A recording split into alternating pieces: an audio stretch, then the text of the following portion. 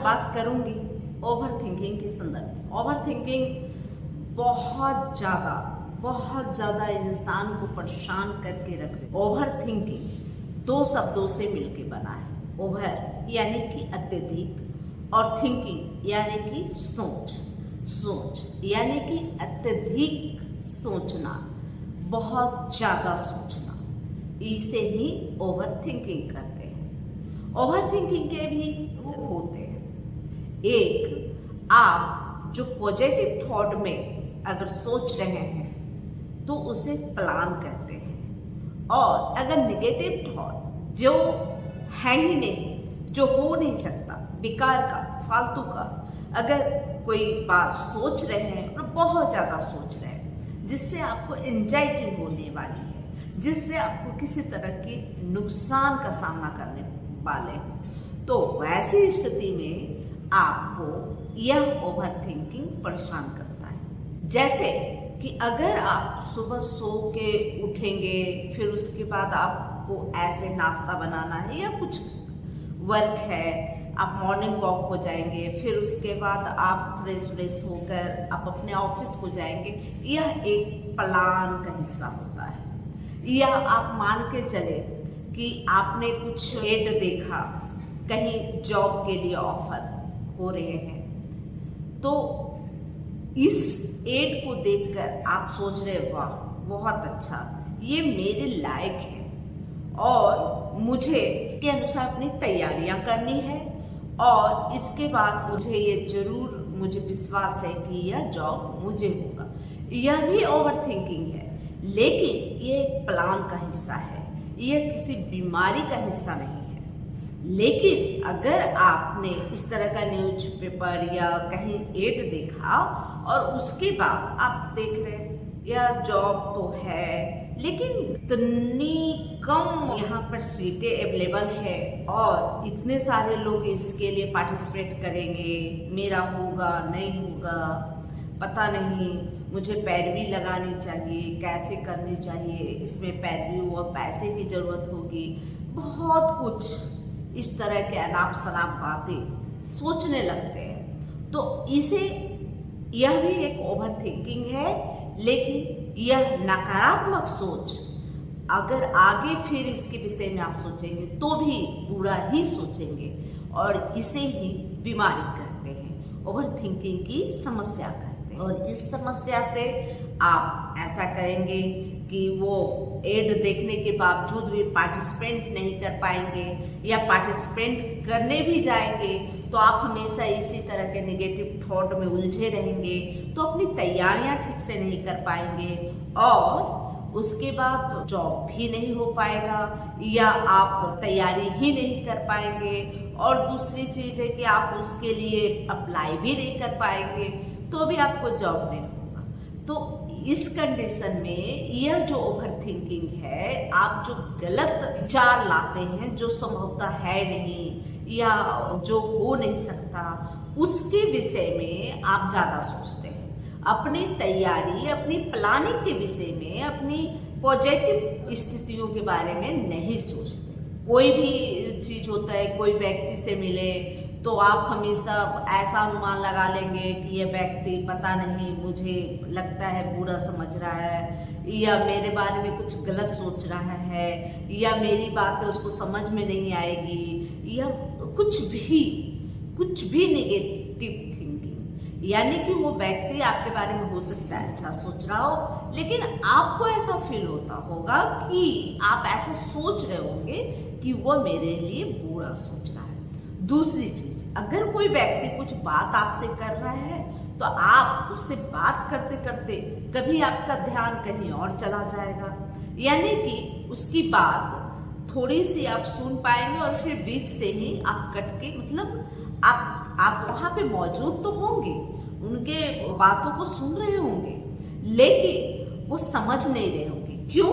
क्योंकि आप कुछ और भी सोच रहे होंगे, अन्यत्र कोई और फालतू की चीजें जो है नहीं, जो वो बोल नहीं रहे हैं, लेकिन आपको वो सुनाई या समझ दे रहा होगा।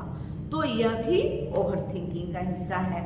ओवर थिंकिंग में बहुत सारी समस्याएं आती रहती है। मेरे पास तो कुछ महिलाएं ऐसी हैं कि जब पूजा पाठ कर रही हो उस समय उनका ध्यान कहीं और है, यानी कि एकाग्रता नहीं है और ईश्वर का स्मरण करने के जगह कुछ और चीजों का आप बातचीत कर रहे हैं। ऐसा लग रहा है कि उनसे आप कुछ बोल रहे हैं, मतलब कुछ अलग टाइप का सोच रहे हैं, या कहीं आप जा रहे हैं या आप पूजा कर रहे हैं इस जगह में और ध्यान आपका है कि आप कहीं घूमने जाने वाले हैं, आप अपने बच्चे के साथ ऐसे ट्रीट करेंगे, आप अपने पति के साथ ऐसे ट्रीट करेंगे, ये सब बातें सोचते हैं जो काल्पनिक होता है। या कभी कभी ऐसा हो सकता है कि पुरानी कुछ ख्याल आपके दिमाग में रिपीट कर रहा होता है और ध्यान कहीं और चला जाता है। आप ड्राइव कर रहे हैं, ड्राइव करते समय भी आप कुछ और सोच रहे होते हैं, आप यह नहीं देख रहे होते कि जब मैं ड्राइव कर रहा हूँ तो सामने में कुछ आ रहा है, गाड़ी आ रही है, व्यक्ति आ रहा है या कोई पशु आ रहा है या कुछ भी, यह नहीं देखते। सड़क कैसे मुड़ रही है इस पे ध्यान हटकर आप कोई पुरानी बातों को याद कर रहे होते या बेकार की बातों पर ध्यान चला जाता है। आप कुछ अपनी कुछ कल्पनाओं में उलझे होते हैं, किसी के साथ आप बात करने का आपके अंदर वो कल्पना आ रहा होता है या कुछ ऐसे जगह घूमने जाने का कल्पना आ रहा होता है। इस तरह की ओवर थिंकिंग से आप जूझ रहे होते हैं और ऐसी स्थिति में आप जो गाड़ी है, गाड़ी से नियंत्रण आप खो देते हैं। यह ओवर थिंकिंग की वजह हो सकती है और तब जाकर मरीज ऐसे स्थिति में वो मुझसे कंसल्ट करता है या किसी साइकोलॉजिस्ट के पास जाता है। यानी कि इस कंडीशन में दो लोगों के पास जाता है, या तो साइकोलॉजिस्ट के पास या होम्योपैथिक डॉक्टर के पास। तो इस स्थिति में आपको होम्योपैथिक बेहतर आपके लिए होगा, आपके लिए सुगम भी होगा, सुरक्षित भी होगा और बहुत ही बेहतरीन आपका ट्रीटमेंट होगा।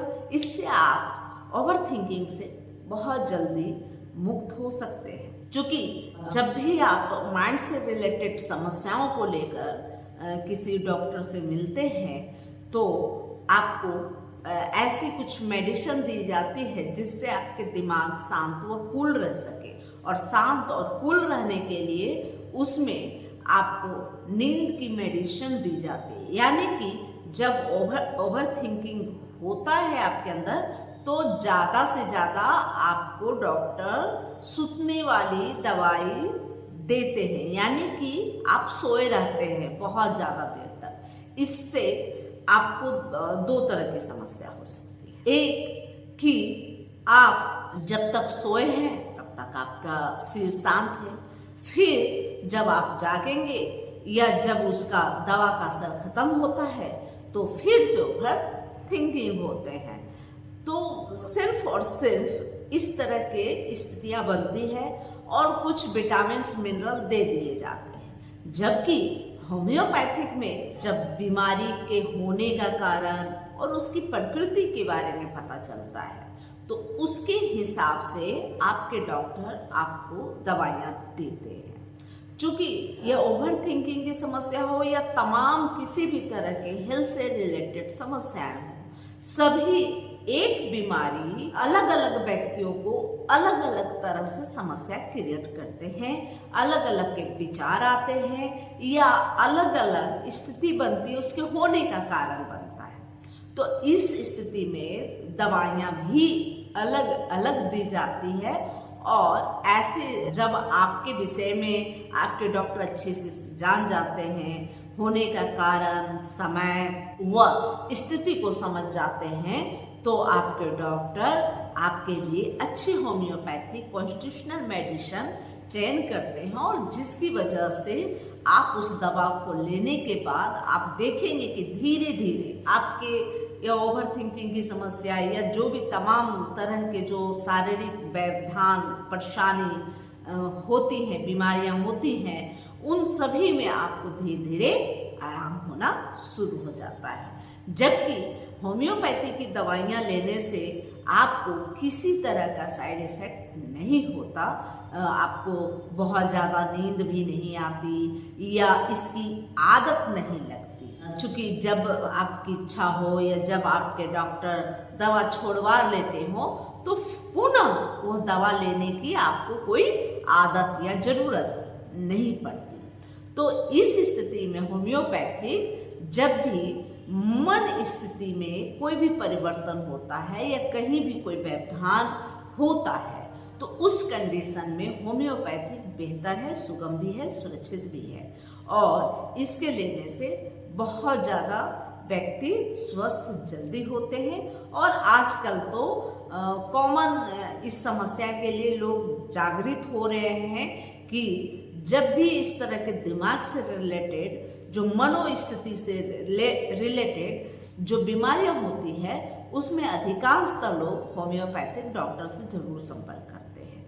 लेकिन इस तरह की जो कंडीशन होती है उसको समझने में लोगों को बहुत टाइम लग जाता है और जब बहुत टाइम लग जाता है यानी कि किसी भी होम्योपैथ डॉक्टर से बहुत देर के बाद मिलते हैं, बीमारी बहुत ज़्यादा प्रगाढ़ हो जाती है, बहुत गहरी हो जाती है तो लोग मिलते हैं। और ऐसी स्थिति में चूंकि जब पुरानी हो जाने के बाद जब दवाइयों का इस्तेमाल करते हैं तो लंबे समय तक दवाइयाँ दी जाती है। अगर आपको इस तरह के जो ओवरथिंकिंग या किसी भी मस्तिष्क से रिलेटेड, मनोस्थिति से रिलेटेड अगर कोई समस्या आपको जल्दी पता चल गया हो तो आप जितना जल्दी हो सके अच्छे होम्योपैथिक से आप कंसल्ट कर सकते हैं। आप अपने क्षेत्र के नज़दीकी किसी अच्छे होम्योपैथ डॉक्टर से आप संपर्क करके अपनी इस तरह की मनोस्थिति को ठीक करवा सकते हैं। अगर आपको किसी भी ऐसे डॉक्टर का आपको पता नहीं चल पा रहा है या जानकारी नहीं हो पा रही है कि मुझे किस डॉक्टर से मिलने चाहिए तो आप मुझसे भी संपर्क कर सकते हैं। अगर आप बहुत दूर रहते हैं और आने में असमर्थ हैं तो ऑनलाइन भी ट्रीटमेंट किया जाता है और दवाइयाँ भी दी जाती है। लेकिन अगर आप आसपास हैं या मुझसे संपर्क कर सकते हैं तो आप मेरे क्लिनिक पे भी आ सकते हैं। इन सब चीज़ों का जो एड्रेस है, मतलब मेरे क्लिनिक का या मेरे फ़ोन नंबर जिस पे आप कांटेक्ट कर सकते हैं, ऑनलाइन सेवा प्रदान ले सकते हैं, तो उस कंडीशन में आपको डिस्क्रिप्शन में वो सब कुछ एड्रेस दिया हुआ है, आप मुझसे संपर्क कर सकते हैं। अब चलिए बात करते हैं ओवरथिंकिंग की मेडिसिन के बारे में। ओवरथिंकिंग की मेडिसिन बहुत सारी होती है, जैसे कि मैं पहले ही बता चुकी कि होम्योपैथिक में हर बीमारी की अलग अलग व्यक्तियों पर अलग अलग दवाइयाँ फ़ायदा करती है, क्योंकि उनके होने के कारण अलग होते हैं, उनको एक ही बीमारी के लक्षण अलग अलग हो सकते हैं, सिम्टम अलग अलग होते हैं, उसके अनुसार ही दवाइयाँ भी दी जाती है, जिससे आपको वो दवाइयाँ फ़ायदा करेगी और आप जल्दी ठीक हो सकते हैं। एक ही दवाई कोई फिक्स नहीं होता कि यह दवाई ओवरथिंकिंग के लिए है और इसको आप लेंगे तो आप बिल्कुल ठीक हो सकते हैं। ओवरथिंकिंग यानी कि निगेटिव थॉट को ही ठीक किया जाता है, जबकि जो पॉजिटिव थॉट होता है उसे प्लान के रूप में जाना जाता है। यानी कि वो एक सूची होती है कि मुझे क्या करना है और उसके अनुसार अगर आप चलेंगे तो आप प्रोग्रेस करते हैं और निगेटिव थॉट के अनुसार चलेंगे तो आप बीमार माने जाते हैं। तो इसलिए जो ओवरथिंकिंग की जो मेडिसिन होती है उसमें वैसे ही बुरे ख्यालों के बारे में ट्रीटमेंट होती है। जैसे अर्जेंटम मेटालिकम बेहतर मेडिसिन है। अगर आपको ऐसा लगे जैसे कोई ऊंची जगह में आप खड़े हों, किसी पुल पे खड़े हों, तो आपको लगता है कि मैं यहाँ से छलांग लगा दूँ तो क्या होगा, इस नदी में मैं बह जाऊँगा या क्या होगा, मतलब इस तरह की कल्पनाओं में उलझ जाते काफ़ी देर तक आप सोचते हैं, या कभी कभी इतना हावी हो जाता है या मनोस्थिति कि आप छलांग लगा भी दे सकते हैं या देते हैं, तो ऐसे में आपका जान जोखिम में भी जा सकता है। कभी कभी हम बहुत ज़्यादा हाइट पे हैं, वहाँ से कूदने की इच्छा होती है।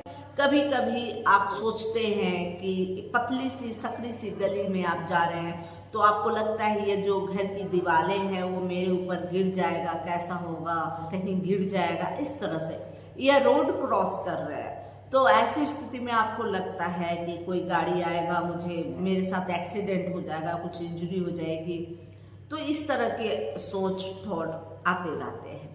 और कभी कभी तो ऐसी स्थिति हो जाती है कि आप सोचते सोचते आपके सिर आंखों में धुंधला सा दिखने लगता है, यानी कि आप कुछ देख रहे हो वो बिल्कुल धुंधला सा पिक्चर आ जाता है।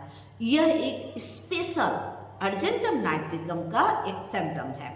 तो इसके अनुसार आप अगर ऐसी स्थितियों में ऐसे जो सिम्टम है उसके अनुसार अगर आप यह दवाई चयन करते हैं और लेते हैं, तो इससे आपकी तमाम तरह की इस प्रकार की अनाप शनाप फालतू की बेकार की छलांग लगाने वाली कूदने वाली जो प्रवृत्ति है वो समाप्त हो जाएगी। कभी कभी ऐसा होता है कि हम इतना ज़्यादा सोचते हैं कि सोचने का कोई विषय ही नहीं मिल पाता, एकदम से एक ही बात बार बार रिपीट हो रही है। या कभी कभी सुसाइड का थॉट आता है, मतलब लगता है मैं मर जाऊंगा तो क्या होगा, मैं मर जाऊंगा तो क्या होगा, और कभी कभी सुसाइड के लिए आगे भी बढ़ जाते हैं, अपने आप को नुकसान में भी डालने की कोशिश करते हैं। तो इस कंडीशन में व्यक्ति को अर्जेंटम मेटालिकम लेनी चाहिए।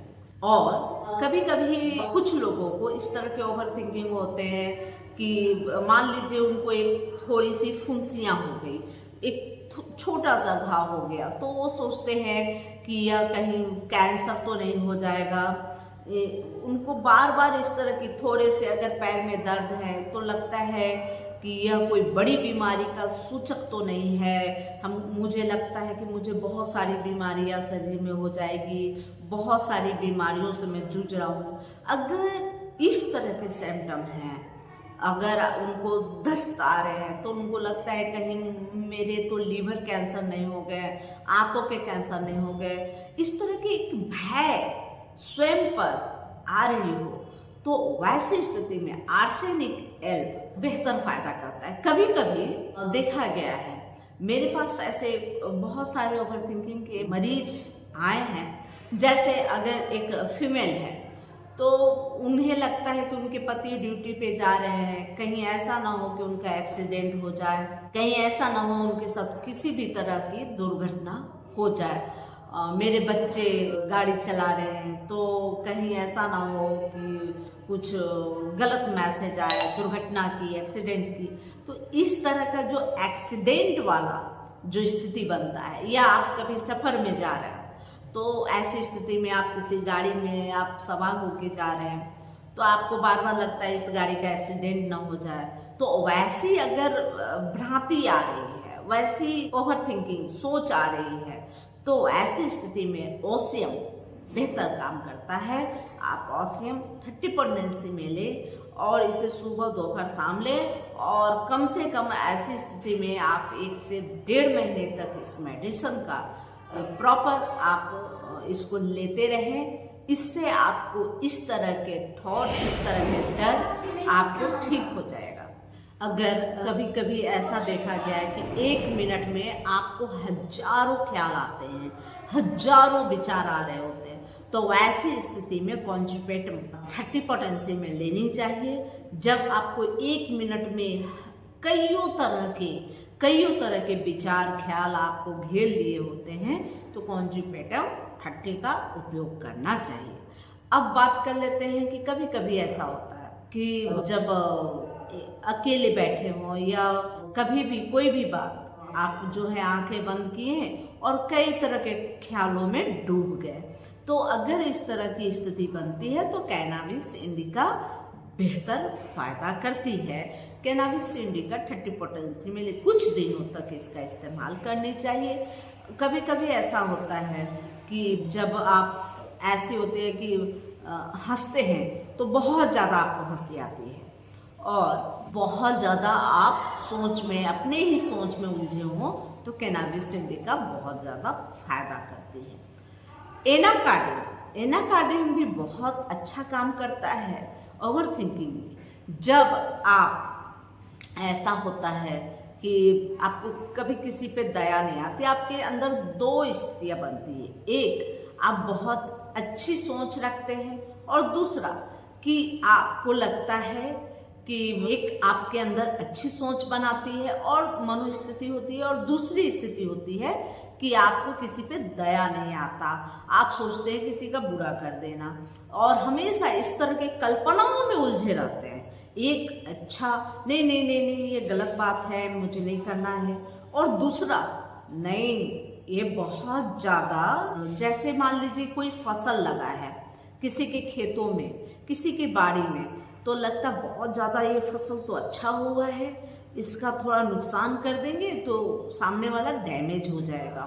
और दूसरा ख्याल आता है नहीं नहीं ये बुरी चीज़ नहीं सोचनी चाहिए मुझे, नहीं नहीं नहीं। अगर इस कंडीशन में आप हैं तो आपके लिए एनाकार्डियम बेहतर मेडिसिन है, अगर आप ऐसे सोच रखते हैं। जैसे कोई बच्चा पढ़ाई में बहुत ज़्यादा तेज है तो सामने वाले बच्चे को बहुत ज़्यादा गुस्सा आता है और उसको उसके ध्यान को डाइवर्ट करने की कोशिश करता है।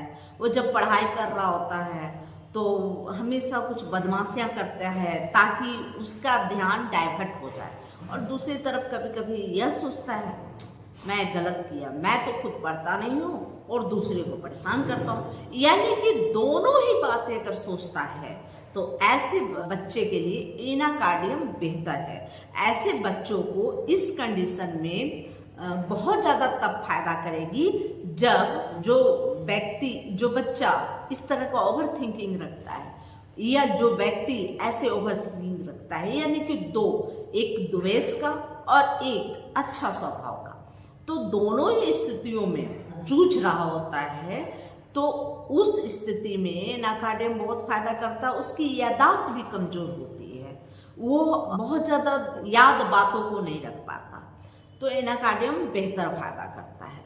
इसके अलावे जब आप अच्छी कोई खबर मिल गई हो, उसके बाद आपको नींद नहीं आ रहा हो और बार बार ख्याल आ रहा हो कुछ अलग टाइप का, मैं ऐसा करूँगा, मैं वैसा करूँगा, फलाना ऐसा सोचेगा, फलाना ऐसा करेगा, मतलब इतनी ओवर थिंकिंग है कि आपको रात में नींद ही नहीं आ रही, तो ऐसी स्थिति में कॉफी या क्रूडा 30 पोटेंसी में लेनी चाहिए, बेहतर फायदा करता है। कभी कभी इतने आप ख्याल में उलझे हुए हैं कि आपका कंसंट्रेशन नहीं हो पाता, आपका ध्यान केंद्रित नहीं हो पाता, तो ऐसी स्थिति में ऑनस्पोडियम बेहतर काम करता है। ऑनस्पोडियम ले बेहतर फायदा करेगा और आप ओवर थिंकिंग की समस्या से बहुत जल्दी बचेंगे, बहुत जल्दी ठीक होंगे और आप स्वस्थ होंगे। चूँकि बहुत सारी दवाइयाँ हैं ओवर थिंकिंग के लिए, चूँकि हमारी होम्योपैथिक पत्ती ही एक ऐसी पत्ती है कि जिसकी हर दवाइयों के पीछे कुछ न कुछ मनोस्थिति होता है, दिमाग से जुड़ा हुआ एक जुड़ाव होता है, एक लक्षण होता है, और उस लक्षण के हिसाब से होम्योपैथी की तमाम दवाइयाँ काम करती है। इसलिए सबसे बेहतर होगा कि आप अपनी मनोस्थितियों के साथ बहुत जल्द, जैसे ही आपको ज्ञात होता है कि आप किसी मनोस्थिति से जूझ रहे हैं, मनोस्थिति की निगेटिव थॉट से जूझ रहे हैं, या कुछ इस तरह के आपके अंदर कुछ डिसऑर्डर हो गए हैं जो नहीं होनी चाहिए। आमतौर पे जनरल लोगों में यह सब नहीं होता और मेरे साथ हो रहा है, तो आप जितनी जल्द हो सके उतनी जल्द किसी होम्योपैथ डॉक्टर से जरूर मिले और मिलने के बाद अपना प्रॉपर ट्रीटमेंट कराएं। उनको अपनी तमाम तरह की बातें बताएं, आप अपने जानकारी के अनुसार उनके होने का कारण, वजह, समय बताएं। वह अपनी हर सिम्टम पे एक बार ध्यान दें और उसको बताने की कोशिश करें ताकि डॉक्टर आपके लिए एक अच्छी दवा का चयन करें। कभी कभी क्या होता है कि हम डॉक्टर के पास तो जाते हैं, बहुत सारी बातें उनसे छिपा लेते हैं। होम्योपैथिक में सभी तमाम तरह की बातें आप बताएंगे तभी आपका प्रॉपर ट्रीटमेंट होगा। अगर कुछ बात आप छिपा लेंगे तो ऐसी स्थिति में आपको उचित जो आपकी कॉन्स्टिट्यूशनल मेडिसिन होनी चाहिए थी वो दवा न मिलकर कोई अन्य दवा मिलेगी जिससे आपको कोई बेहतर फायदा नजर नहीं आएगा और होम्योपैथी के प्रति आपके अंदर जो प्रेम है, जो लगाव है, वह धीरे धीरे कम होना शुरू हो जाएगा। इसलिए सबसे बेहतर है कि आप स्वस्थ भी होंगे तभी जब आप प्रॉपर सभी बातें अपने बीमारी के सभी लक्षणों को सही से बताएंगे अपने डॉक्टर को, और आपके डॉक्टर ध्यान से सुनेंगे, वक्त देंगे, और आप इससे होम्योपैथिक लेने के बाद आप पुनः ठीक हो जाएंगे। चूँकि होम्योपैथी तमाम तरह के फिजिकल, मेंटल, हर तरह के जो हेल्थ से जुड़े प्रॉब्लम होते हैं, तमाम तरह की समस्याओं में होम्योपैथी का उपयोग किया जाता है। सिर्फ ट्रॉमा इंजरी के केस में इसका उपयोग कम किया जाता है, लेकिन उस जगह में भी बहुत ज़्यादा फायदेमंद होती है। जैसे अगर आपका हाथ फ्रैक्चर हुआ तो आप किसी बड़े अस्पताल में जाएंगे, वहाँ उसकी सर्जरी होगी या प्लास्टरा होगा, तो वैसे कंडीशन में आपके हाथ सही जुड़ने लगेंगे। लेकिन आपको उस स्थिति में भी होम्योपैथिक लेंगे तो बेहतर फायदा होगा। सिर्फ सर्जरी नहीं करती होम्योपैथी, और ऐसे वक्त में सर्जरी में सहयोग जरूर करती है होम्योपैथी, यानी कि आपको जल्दी से रिकवर, जल्दी से आपको स्वस्थ करने में उस कंडीशन में भी फायदा देती है। ब्रेन हेमरेज होता है तो आपको बड़े अस्पताल जानी चाहिए, लेकिन ब्रेन हेमरेज में भी जब एलोपैथिक दवाइयाँ काम करना बंद कर देती है या कम कर देती है या आपको प्रॉपर ठीक नहीं करती, उस कंडीशन में होम्योपैथिक लेने से बिल्कुल आप स्वस्थ हो सकते हैं। अगर बात कर लेते हैं हार्ट अटैक की, तो हार्ट अटैक वाली स्थिति में भी होम्योपैथी बहुत ज़्यादा सहयोगी होती है, लेकिन उस स्थिति में भी आपको बड़े अस्पताल जाने होते हैं। लेकिन जहाँ बात होती है मनोस्थिति को लेकर, जहाँ आती है साइकोलॉजिकल इफेक्ट को लेकर, उस जगह में होम्योपैथिक 100 नहीं 110% आपको फायदा देती है, और वह भी सुगम और सुरक्षित तरीके से। किसी तरह का कोई आदत नहीं लगाती और आपको पूर्णतः ठीक करती है। यह जानकारी अच्छी लगी तो लाइक करें, सब्सक्राइब करें और बेल आइकन जरूर दबाएं। जय हिंद, जय भारत, धन्यवाद।